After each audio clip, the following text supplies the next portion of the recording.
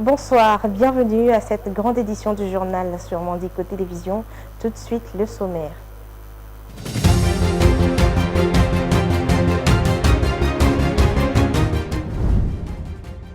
La ville de Kinshasa a accueilli ce lundi 9 décembre les travaux des états généraux des entreprises du portefeuille de l'État.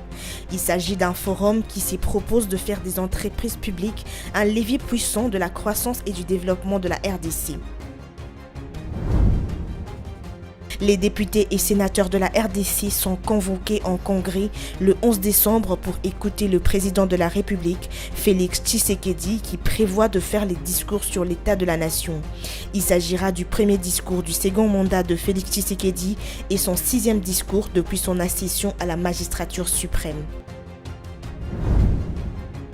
Les forces armées de la République démocratique du Congo, FARDC, ont repris plusieurs localités de main de terroristes du M23, soutenus par le Rwanda, dans les territoires de Lubero, dans l'est du pays. Ces avancées de l'armée loyaliste interviennent après d'intenses combats qui durent depuis plus d'une semaine. Dans la région de Beni, voisine Lubero, ces victoires de FARDC sont saluées par la population qui souhaite voir son armée aller jusqu'au bout en récupérant les restes des territoires.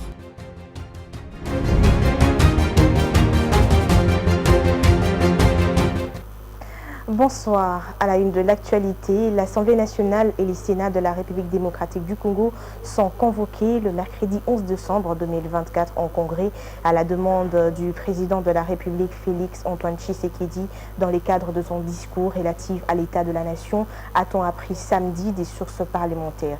Il s'agira du premier discours du second mandat de Félix Tshisekedi et son 6e discours depuis son accession à la magistrature suprême. Viningali Junior.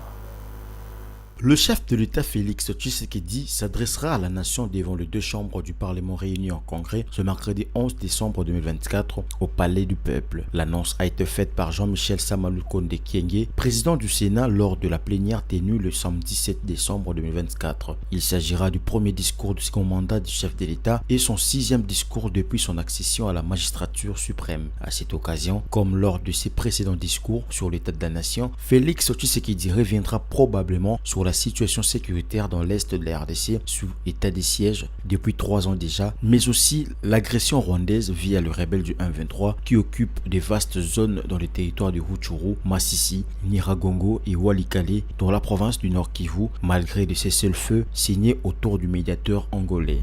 En cette fin d'année, Félix Tshisekedi ne manquera pas d'aborder la situation socio-économique du pays, caractérisée par la perte du pouvoir d'achat de la population, la conclusion du premier programme avec le FMI et la validation d'un accord préliminaire pour 2 nouveaux programmes soutenus respectivement par la facilité élargie de crédit et la facilité pour la résilience et la durabilité, représentant un total de 2,87 milliards de dollars. Sur le plan politique, les successeurs de Joseph Kabila ne manquera pas d'aborder la question relative au changement ou révision de la Constitution. Félix Tshisekedi avait promis de mettre en place dès l'année prochaine une commission multidisciplinaire censée réfléchir sur la rédaction d'une nouvelle Constitution, mais la date n'est pas encore connue jusque-là et cette tribune pourrait lui servir de cadre pour fixer l'opinion sur la date précise. Ce discours du président Tshisekedi interviendra à 4 jours seulement de la clôture de la session budgétaire prévue le 15 décembre 2024. Si l'Assemblée nationale a déjà adopté les projets de loi portant reddition de comptes pour l'exercice 2023, le projet de budget rectificatif pour l'exercice 2024, le projet de budget 2025, les sénateurs, eux aussi, viennent d'adopter les 3 premiers textes et il ne reste plus que le projet de budget pour l'exercice 2025 actuellement sous examen au niveau de la commission ECOFIN. Cet exercice tire son fondement dans les dispositions de l'article 77 de la Constitution qui stipule ce qui suit: le président de la République adresse des messages à la nation. Il communique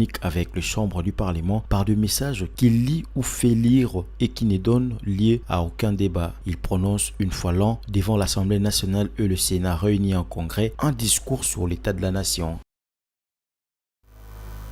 Autre chose à présent, les travaux des états généraux des entreprises du portefeuille de l'État s'y sont ouverts ce lundi 9 décembre 2024 au centre financier de Kinshasa.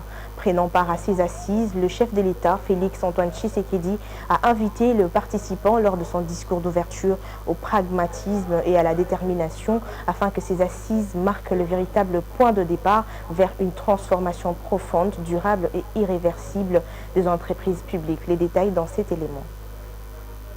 C'est dans une salle pleine de monde qui s'est ouvert ce lundi 9 décembre 2024 les états généraux des entreprises du portefeuille sous le haut patronage du président de la République démocratique du Congo, Félix Antoine Tshisekedi, et du ministre du portefeuille, Jean-Lucien Boussa. Le thème de cette rencontre est intitulé « Faire des entreprises du portefeuille de l'État un puissant levier de la croissance économique et du développement social de la RDC ». Dans son discours, le chef de l'État congolais Félix Antoine Tshisekedi a fustigé les climats de méfiance et les mésententes parmi les membres des administrations de certaines entreprises publiques. Il a appelé à un engagement ferme pour la mise en œuvre d'actions concrètes afin de faire de la RDC un modèle de prospérité au sein d'une Afrique prospère. Nous avons devant nous une opportunité unique de transformer nos entreprises en véritables piliers d'une République démocratique du Congo prospère, juste et inclusive. Cela exige de chacun de nous un engagement ferme, des actions concrètes et une volonté déterminée de faire de notre nation un modèle de prospérité en Afrique, a-t-il déclaré, tout en dénonçant la persistance de la corruption sous toutes ses formes. Ces assises sont organisées autour de 6 panels, dont le premier portera sur le cadre juridique institutionnel du portefeuille de l'État et la réforme des entreprises publiques. Le deuxième sera consacré à la gouvernance des entreprises du portefeuille de l'État, tandis que le troisième s'attellera sur l'amélioration de la performance des entreprises publiques, le contrôle de la gestion, la lutte contre la corruption et les détournements, et la matière du quatrième panel. Le cinquième s'orientera vers la relance des entreprises du portefeuille, et enfin le sixième panel traitera du portefeuille de l'État et les développements social. À noter qu'à l'issue de ces états généraux, le ministre du portefeuille, Jean-Lucien Boussa, voudrait rendre ces entreprises plus performantes et accroître efficacement leur contribution au budget de l'État. Et parlant éducation, dans ce journal, les réseaux des associations de professeurs des universités et instituts supérieurs du Congo a décrété un mouvement de grève sèche et générale ce lundi 9 décembre 2024 sur toute l'étendue de la RDC. Cette mesure sera révisée en cas de respect de l'accord de Bibois 2 par le gouvernement de la République démocratique du Congo. Suivez. Ce mouvement de grève intervient après une annonce faite le 27 novembre dernier, après son assemblée générale d'évaluation. Cette structure, qui regroupe les syndicats de professeurs des universités de la RDC, justifie cet arrêt de travail par le non-respect des accords de Bibois pris par le gouvernement concernant l'amélioration de leurs conditions salariales. Les revendications des professeurs s'articulent sur les engagements pris entre les bons syndicats de professeurs d'université et le gouvernement concernant notamment l'appurement de 50% dès le mois d'octobre 2024 du barème signé à Bibois 1 pour la récupération du pouvoir d'achat, la mécanisation progressive des non-payés ainsi que la correction des grades, la compensation en véhicule pour les manques à gagner de professeurs, les paiements d'une prime de recherche au corps académique et scientifique. Par ailleurs, elle a exigé le nouveau barème, la prime institutionnelle mensuelle d'un professeur associé, le moins gradé, qui devrait s'élever à 4 323 992 francs congolais, soit 2161 $ américains. Et pour le professeur émérite, le plus gradé, elle devrait atteindre 6 828 534 francs congolais, soit 3 414 $. Cela représente une augmentation de 1 497 536 francs congolais pour le professeur associé et de 3 892 699 francs congolais pour le professeur émérite. Actuellement, le professeur associé perçoit 3 575 000 francs congolais. Pour rappel, lors de la récente assemblée générale tenue le 8 novembre dernier, le RAPICO avait notifié au gouvernement un préavis de grève de 15 jours pour exiger le respect des accords conclus entre les deux parties. Pour ce qu'il qualifie de la mauvaise foi du gouvernement congolais, le RAPICO recommande à ses effectifs de respecter le mot d'ordre car, dit-il, l'avenir des Lessus est en danger. Et prenant cette nouvelle en brève, le 9 décembre de chaque année marque la journée internationale de la corruption. À cet effet, l'IGF, en collaboration avec FIGE, a organisé une conférence axée sur le thème « Mobiliser la jeunesse africaine dans la lutte contre la corruption pour de lendemains meilleurs ». Plusieurs délégations de pays membres du Forum des inspections générales d'État et institutions de contrôle assimilées d'Afrique ont réfléchi sur comment mobiliser la jeunesse africaine dans la lutte contre la corruption. Les jeunes Congolais prennent part aussi à ces assises. Question de le mobiliser davantage dans le farouche combat contre la corruption pour un avenir radieux de la RDC. En sécurité, les forces armées de la République démocratique du Congo, FARDC, ont repris plusieurs localités de main des terroristes du M23, soutenus par le Rwanda, dans les territoires de Lubero, dans l'est du pays. Ces avancées de l'armée loyaliste interviennent après d'intenses combats qui durent depuis plus d'une semaine. Dans la région de Beni, voisine Lubero, ces victoires de FARDC sont saluées par la population qui souhaite voir son armée aller jusqu'au bout en récupérant les restes des territoires. Viningali Junior. Ce lundi 9 décembre 2024 marque le 8e jour d'intenses affrontements entre les forces armées de la République démocratique du Congo FARDC et les combattants du M23 RDF sur le front nord dans l'est du pays. Selon des sources locales, les combats se concentrent désormais dans la région de Kasségué, dans le territoire du Lubero. Le FARDC ont réussi à reprendre le contrôle de certaines localités stratégiques, notamment Luofu et Matembe. Alors que les opérations militaires se poursuivent, la population salue ces avancées significatives du FARDC appuyées par le jeune patriote Wazalendo. Cet habitant de Beni appelle les autorités politiques à ne pas stopper cet élan.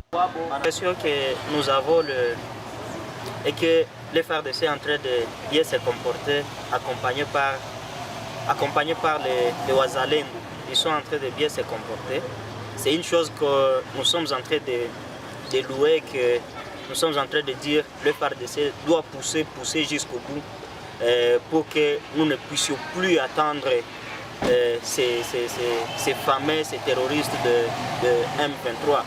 Parce que nous pensons qu'on n'a pas une autre armée que nous pouvons donner confiance si ce n'est pas le FARDC.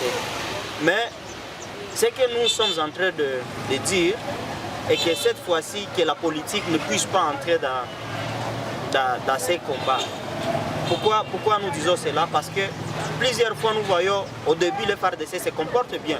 Mais un moment comme ça, vous allez encore écouter et on va encore faire le repli stratégique. Plusieurs habitants de Beni restent optimistes quant à l'avancée de l'armée nationale dans le sud de Lubero. Ils en appellent au concours de toute la population pour vaincre cette guerre. Merci Dieu pour l'avancée de notre armée via l'accompagnement de Wazalendo. Et nous pensons que avec l'appui de la population, nous allons vaincre cette guerre injuste qui est en train de déranger la partie Est jour et nuit. Content de ces exploits sur terrain, cet autre habitant encourage le FARDC à aller de l'avant jusqu'à la neutralisation totale de ces terroristes. Qu'ils continuent sur cet élan. Quand ils sont en train de repousser l'ennemi, nous aussi nous sommes en train de prier qu'ils continuent ainsi que l'ennemi quitte nos milliers.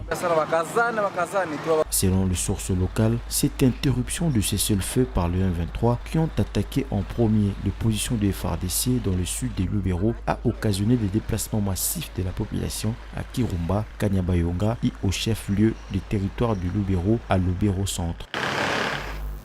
Et des villages s'évitent de leur population après les affrontements persistants entre le FARDC et les miliciens Mobondo au village Kitsakala et environ territoire de Popokabaka dans le Kwango. Les détonations d'armes qui résonnent depuis vendredi 6 décembre créent une psychose généralisée et causent un déplacement massif des populations. Laetitia Moulalo.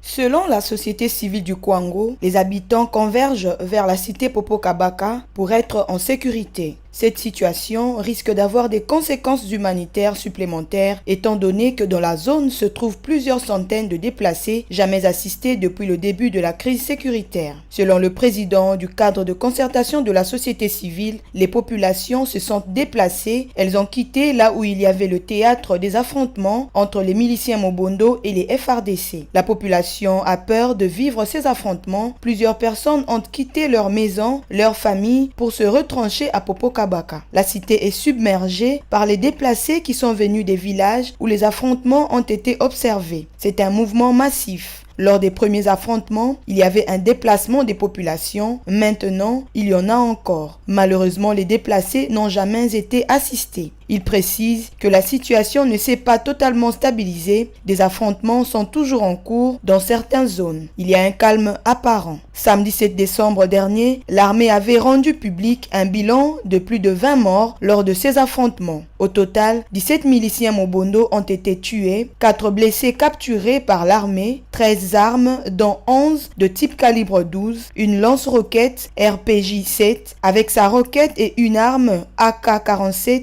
plusieurs munitions de guerre et des cartouches ont été récupérées lors des affrontements qui ont duré plus d'une heure vendredi dernier. D'après le porte-parole de l'armée, le capitaine Anthony Mwalushai avait précisé que 4 autres miliciens ont été tués le samedi dernier. 9 armes de type calibre 12 et plusieurs cartouches ont été récupérées. La 11e région militaire a cependant déploré la perte de 2 de ses soldats et 3 autres blessés. Et clôturant ce journal en santé, une maladie non identifiée sévit dans la province du Kwango, en République démocratique du Congo. Elle touche des enfants de moins de 15 ans et 71% des décès sont liés à cette maladie. Elle se manifeste par des fièvres, maux de tête, toux, écoulement nasal et douleurs corporelles. L'Organisation mondiale de la santé alerte sur un risque élevé des décès de cette maladie. Suivez. Les enfants âgés de 0 à 14 ans représentent 64,3% de 406 cas d'une maladie non identifiée signalée entre le mois d'octobre et le mois de décembre dans la zone de santé de Panzi dans la province du Kwango en République démocratique du Congo. Parmi les 31 décès recensés, 71% concernent des enfants de moins de 15 ans et 54,8% des victimes sont des enfants de moins de 5 ans, a indiqué l'Organisation mondiale de la santé. La maladie dont les symptômes incluent fièvre, maux de tête, toux, écoulement nasal et douleurs corporelles frappe une région rurale et isolée où l'accès est entravé par la saison des pluies en cours. Les cas graves sont principalement associés à une malnutrition sévère, conséquence d'une insécurité alimentaire croissante dans la région. Les enfants sont les principales victimes de cette épidémie en cours qui a touché 9 de 30 aires de santé de la zone, principalement Tsakala Pandi, Makita Pandi et Kanzangi. Les conditions de vie difficiles, combinées à une faible couverture vaccinale et un accès limité aux soins, exacerbent la vulnérabilité de populations locales selon les autorités sanitaires. Les symptômes graves tels que les difficultés respiratoires, une anémie et des signes de malnutrition aiguë ont été les principaux facteurs associés au décès. Cette situation reflète un mélange de vulnérabilités structurelles et d'un accès insuffisant aux services de santé de base. Des équipes de réponse rapides ont été déployées dans la zone pour enquêter sur la cause de l'épidémie et fournir une aide médicale aux patients. Des échantillons ont été envoyés à Kinshasa pour des analyses en laboratoire afin de déterminer si des maladies comme la pneumonie aiguë, la grippe, la rougeole, la Covid-19 ou le paludisme sont à l'origine de l'épidémie. En parallèle, des mesures de communication, de risques et des mobilisations communautaires ont été mises en œuvre pour sensibiliser la population et encourager une prise en charge rapide des cas suspects. Les efforts de réponse sont entravés par des problèmes logistiques majeurs. La zone de santé de Pandi est située à environ 48 heures de route de Kinshasa et les infrastructures de transport sont particulièrement dégradées par la saison des pluies. Les pénuries de fournitures médicales, de personnel soignant et de moyens de diagnostic aggravent également la situation. C'est cet élément qui met fin à ce journal, mais avant de nous quitter, place au rappel de titres.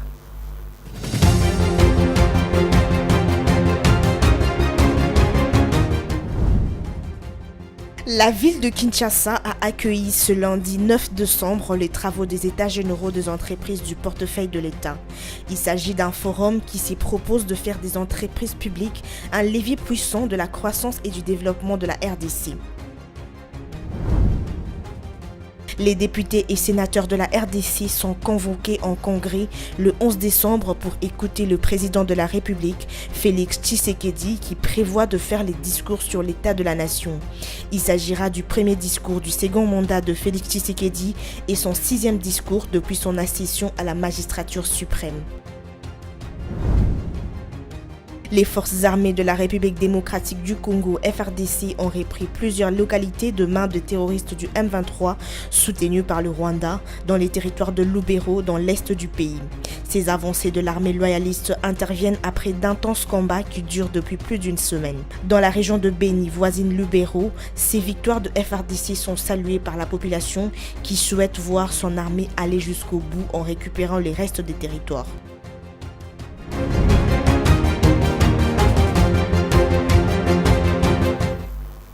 Ce journal est complètement terminé. Madame, Monsieur, merci de votre attention soutenue.